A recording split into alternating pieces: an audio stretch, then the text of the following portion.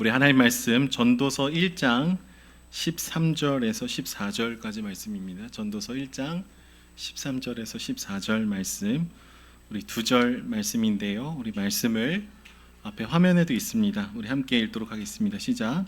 마음을 다하며 지혜를 써서 하늘 아래에서 행하는 모든 일을 연구하며 살핀즉 이는 괴로운 것이니 하나님이 인생들에게 주사 수고하게 하신 것이라. 내가 해 아래에서 행하는 모든 일을 보았노라. 보라, 모두 다 헛되어 바람을 잡으려는 것이로다. 아멘. 여러분, 모든 사람은 각자 자기만의 방식을 통해서 행복해지려고 합니다. 그래서 인류는 더 나은 세상을 만들기 위해서 부단히 노력하고 방법을 나름대로 찾았다라고 생각을 하지만 어느 시대든 우리가 원하는 것이 딱 하고 주어지지 않을 때가 훨씬 더 많이 있죠. 그래서 텔레비전에 이렇게 광고를 보다 보면은 행복한 삶이 바로 우리 코앞에 놓여져 있다라고 광고를 합니다. 뭐 충분한 돈만 있으면 자판기에 이렇게 동전을 넣고 음료수를 뽑아 먹듯이 행복을 쉽게 구입할 수 있다라고 얘기를 하죠. 그러니까 스마트폰에 있는 그 어플을 통해서 맛있는 음식을 시켜 먹으면 당장 순간 행복할 것 같고, 유명한 연예인이 입은 그 옷을 입으면 나도 왠지 꽤 괜찮은 인생이 될 것 같습니다. 그리고 매년마다 새로 나오는 이 신제품을 구입을 할 수 있는 능력이 내게 있으면은 삶의 질이 달라질 것 같은 그런 느낌을 주죠. 한강이 보이는 어떤 집에 살면 왠지 집을 구입하는 순간 내 인생의 품격이 올라갈 것 같이 이게 광고가 되어 있습니다. 보통 또 자동차 광고는 어떨까요? 막 자동차가 막 사막을 달리면서 그 남성성을 딱 보여주죠. 그래서 이 차를 사면은 당신이 이런 자유로움을 당장 소유할 수 있습니다. 뭐 여러 가지 것들을 얘기합니다. 그래서 실제로 뭐 자동차의 이름, 명품 향수의 이름을 보면은 우리가 쉽게 붙잡을 수 없는 영원한 것들이 상품 명예에 들어가 있는 경우들이 있습니다. 뭐 자동차 회사인 뭐 인피니티, 무한함을 상징하고요. 버버리에서 나온 향수 제목이 이제 위켄드입니다. 이거를 뿌리면 오늘 주말이 좋은 거예요. 그러면서 끊임없이 이름 속에 내가 쉽게 가질 수 없는 것을 구입해서 소유할 수 있게 해주겠다라는 잘못된 약속을 해주죠. 가장 빠르고 가장 쉽게 가질 수 있는 행복을 계속해서 광고하는 겁니다. 근데 여러분, 조금 몇 초 지나서 광고를 보다 보면은 몇 초 뒤에 이렇게 뉴스가 나오게 됩니다. 근데 뉴스를 보면 또 어떤 얘기들이 많을까요? 온 세계 아프고 슬픈 이야기들이 한가득이죠. 더욱이 요즘에는 이렇게 뉴스를 틀면은 나라별로 지금 전쟁이 일어나고 있고 수많은 사람들이 죽고 다치는 비극적인 일들이 드러나게 됩니다. 그러니까 먼 나라에서 이뤄지는 슬픈 일들만 들리는 것뿐만 아니라 우리가 살아가는 도시 근처에서도 사건 사고들, 또 화재 현장에 대한 얘기들, 뭐 흉악한 범죄에 대한 얘기들, 때로는 어떤 깊은 가난의 고통을 참을 수 없어서 고독사하는 그런 이야기들도 우리가 마주하게 됩니다. 그러니까 TV를 보다 보면은 약간 알쏭달쏭한 거예요. 분명히 행복해질 수 있다라고 했는데 몇 초 뒤에는 행복하지 못한 우리의 삶의 실제를 동시에 계속해서 보여주기 때문이죠. 이 뉴스가 끝나게 되면은 또 다시 몇 초 뒤에는 이것을 가지면 행복해질 것입니다라는 광고가 다시 나오게 됩니다. 여러분, 이런 상황들 속에서 우리는 나름대로 공식을 가지고 행복을 추구하면서 살아가려고 노력을 하게 되죠. 남들이 가기 힘든 음식점에 가서 사진을 찍을 때도 있고, 남들이 가질 수 없는 비싼 화장품을 구입함을 통해서 나의 멋짐을 드러내고 싶어 할 때가 있습니다. 아니면 내가 조금 더 우리 아이들을 교육을 잘해서 좋은 대학에 보내면, 아니면 과학이 조금 더 발전하면은 우리 인생이 정말로 행복해지리라는 그런 환상 속에 살아갈 때가 굉장히 많이 있다라는 것이죠. 근데 여러분, 이 모든 것에 다다르지 못한 몇 명의 이 청년들을 보면은요, 체념하고 포기하는 감정들을 보게 됩니다. 기본적으로 경쟁이 이렇게 기본 바탕에 깔려 있는 한국 사회 안에서 시간을 아끼고 늘 최선을 다하고 어떤 결과를 도출하려고 하죠. 근데 아무리 가지고 또 가져도 우리 마음속에 막 깊은 영원한 만족이 주어지지 않다 보니까 우리 안에 정말 커다란 이 비참함이 느껴지게 되는 것이죠. 내 나름대로 열심히 했는데 티끌 모아봤더니 티끌인 것 같고, 넉넉한 유산을 받고 살아가는 사람들, 주식으로 갑자기 돈이 불어난 사람들, 부동산을 샀더니 막 엄청나게 많은 돈이 올라서 행복해 보이는 사람들과 나를 비교해 보면은 우리는 깊은 좌절과 절망, 체념 가운데 들어갈 수도 있게 되는 것이죠. 내가 아무리 열심히 일하고 돈을 벌어도 이 격차를 넘어설 수 없겠다라는 불안함이 엄습하게 되면은 무리한 투자를 하는 사람들도 생겨납니다. 그러니까 실제로 요즘 20, 30대 청년들을 보면은 내가 이렇게 일을 해가지고 월급을 모아가지고 뭐 집을 살 수 없을 것 같다는 확신이 드니까 이 친구들이 뭐 코인을 한다든지 뭐 주식을 너무나 과도하게 한다든지 이런 문제들이 또 찾아오게 되는 것이죠. 제가 생각하는 최악의 광고가 하나 있는데요. BC 카드로 기억하는데 김정은이라는 배우가 나와서 여러분 부자 되세요 했던 광고가 있습니다. 저는 이 광고가 우리가 이 탐욕이라는 것을 겉으로 드러내고 노골적으로 추구해도 부끄러움을 느끼지 않아도 되게 되었다라는 하나의 지표라고 생각합니다. 그 다음부터 뭐 설날 명절에 아니면 어떤 봉투에도 부자 되세요 막 이런 워딩이 그냥 심심치 않게 쓰이게 되었던 것이죠. 그래서 요즘 아이들에게 이렇게 몇 가지 질문을 할 때가 있습니다. 요즘 아이들에게 꿈이 뭐냐? 그러면 뭐 건물주 뭐 이런 얘기들을 해요. 이런 단어를 하는 그 단어를 표현하는 아이들은 어떤 믿음이 있을까요? 더 많이 가져야 행복하다. 이거는 거의 믿음이자 신념입니다. 왜 이 아이들이 이런 생각을 하게 됐을까요? 우리 엄마 아빠의 표정을 봤거든요. 우리 엄마 아빠가 대화 나누는 말들을 들었거든요. 그러니까 이 조그만 아이들도 더 많이 갖지 않으면 행복할 수 없겠다라는 뭔가 이렇게 깊이 박히는 것이 있게 되는 것이죠. 근데 여러분 우리 나름대로 정답을 내리고 이 몇 가지들을 이렇게 추구할 수 있습니다. 그런데 이것들을 우리가 끊임없이 추구한다고 해도 우리 삶에 정말 막 행복하고 만족이 누려지지 않더라라는 것이죠. 더 많은 것을 가지면 행복할 것이다. 그래서 막 열심히 경쟁하고 나의 양심을 팔고 막 달려오다 보면은요, 우리 마음이 점점점 무뎌져 가는 것을 느끼게 됩니다.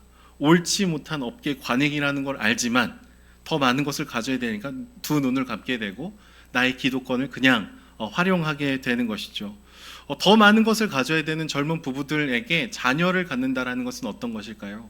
커다란 마이너스에 불과합니다.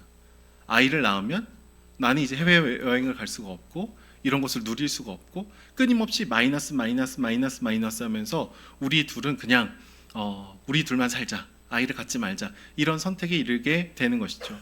물론 여러 가지 힘듦과 어려움이 있겠습니다. 한 문장으로 간단하게 얘기할 수는 없겠지만 경제적인 부담으로 인해서 계산을 하기 시작하고 자녀를 포기하는 마음은 너무나 슬프고 아픈 일이 되는 것이죠. 누군가는 교육을 잘하면, 많은 것을 배우고 잘 가르치면은 이 문제를 뚫고 행복해질 수 있을 거다라고 생각합니다. 그런데 여러분 오늘날의 한국 사회 안에 교육이라는 것이 정말로 아이들이 세상을 살아갈 수 있는 지혜를 배운다라기보다는 이제 좀 더 성취를 이루기 위한 경쟁의 통로에 불과할 때가 많이 있죠. 배움의 기쁨, 뭐 깊이, 자유함, 뭔가 알아가는 행복을 누리기보다는 좀 더 점수를 잘 받아서 좀 더 올라가야지. 이것이 우리의 교육의 현실이 될 때가 많이 있더라라는 거예요. 똑똑하게 되면 우리가 정말로 행복해질까? 많은 지식을 갖게 되면 정말 우리의 삶이 윤택해질까? 더 조직적으로 죄를 짓고 그것을 은폐하는 여러 가지 일들로도 흘러갈 수 있더라라는 거예요. 또 누군가는요, 과학이 좀 더 발전하면은 행복하지 않을까? 여러분 뉴스에 요새 나오는 여러 전쟁의 그 기술들을 한번 보십시오. 과학의 결정체가 지금 누군가를 파괴하고 죽이는 도구로 사용이 되는 모습들을 우리는 보고 있습니다. 버튼 하나만 누르면 수백 킬로, 수천 킬로 날아가서 이 타격을 하게 되는 그런 모습들을 심심치 않게 보게 되죠. 기술이 너무 많이 발전해서 우리 아이들이 미디어를 보는 것이 굉장히 빨라졌습니다. 아이들의 정서가 좋아졌을까요? 과학이 발전했으니까? 그렇지 않죠. 아이들이 보지 말아야 될 것들을 더 쉽게 노출하게 되고 끊임없이 SNS를 통해서 남과 나를 비교하면서 깊은 우울감 가운데 들어갈 때가 많이 있습니다.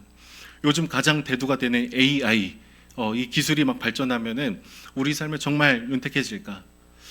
벌써부터 AI 때문에 막 일자리를 잃는 얘기들을 듣게 됩니다. 그리고 이번에 막 그 미사일을 쏠 때도 AI가 이 사람이 타겟이 누구인지 아닌지를 판별해 갖고 쐈다고 하는데 민간인이 죽게 되는 이런 어려운 일들도 일어나게 되는 것이죠.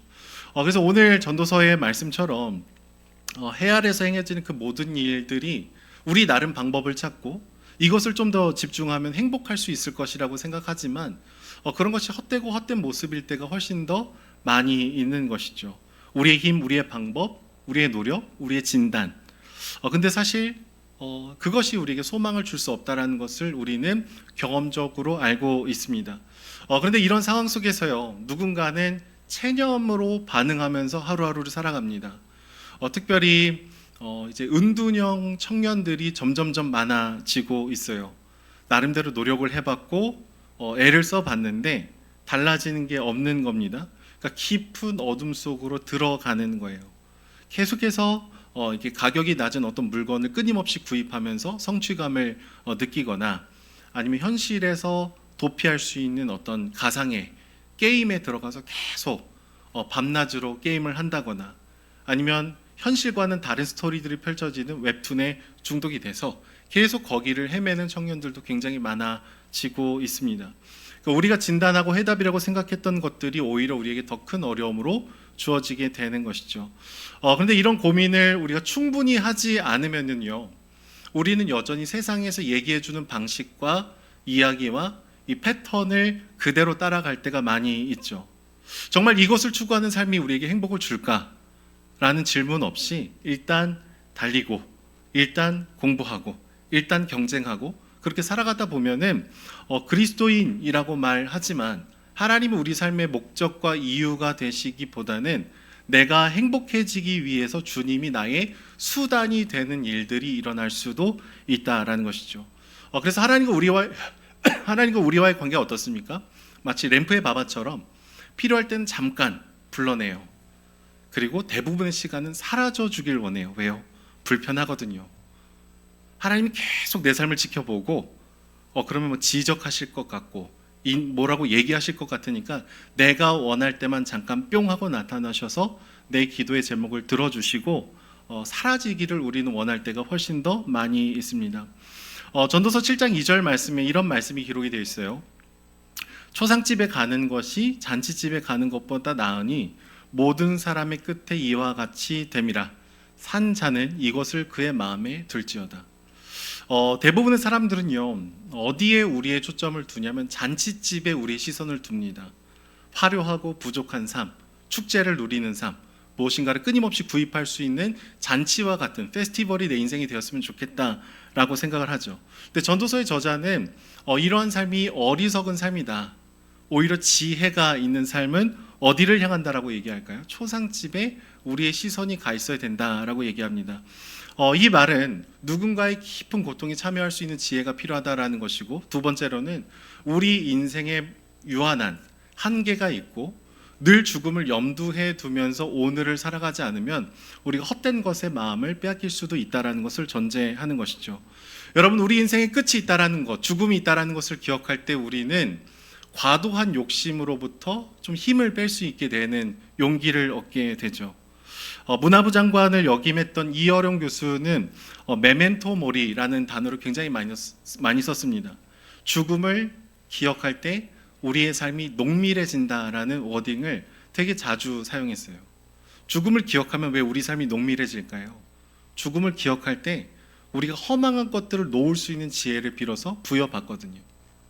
죽음을 기억할 때 내가 정말 용서하기 싫은 그 분노를 쏟아내고 싶은 대상과 내가 영원히 함께 살 수 있는 것이 아니라는 것을 기억하면서 그 사람에 대한 분노를 내려놓을 수 있는 마음의 여유가 여백이 생기게 되는 것이죠. 여러분, 우리는 피조물이라는 것, 우리의 시간에 한계가 있다는 것, 죽음이 곧 찾아올 수도 있다는 것을 기억할 때 세상에서 얘기하는 방식과 패턴과 이야기들에 따라가지 않을 수 있는 용기를 조금씩 내볼 수 있게 되는 것이죠. 하지만 그럼에도 불구하고 여러분, 우리는 질문을 잘 던지지 않습니다. 살던 대로 살고 세상의 이야기에 귀를 기울이고 달려가고 정말 이것이 우리에게 궁극적인 행복을 줄 것인지에 대한 질문을 하지 못한 채 또 달리고 그렇게 살아가게 되는 것이죠. 저는 저와 여러분들이 이 깨어진 세상 속에 그리고 우리가 정답이라고 생각했던 많은 것들이 사실은 우리를 진정으로 자유케 할 수 없다는 것을 인정하며 그리고 정답이 되어주신 주님을 더 깊이 알아가는 이 밤이 되기를 소망합니다.